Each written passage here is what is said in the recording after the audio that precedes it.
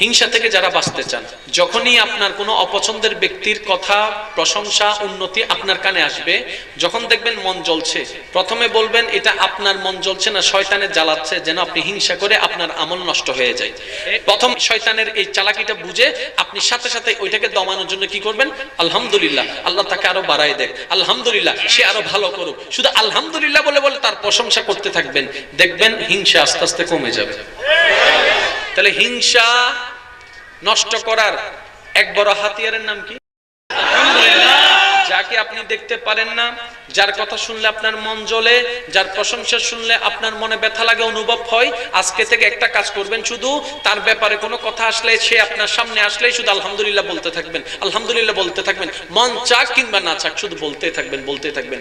একদিন দেখবেন আপনি জয় হয়ে গিয়েছেন, কারণ আপনি রহমানের বান্দা। তাহলে হিংসা থেকে বাঁচার একটা টেকনিক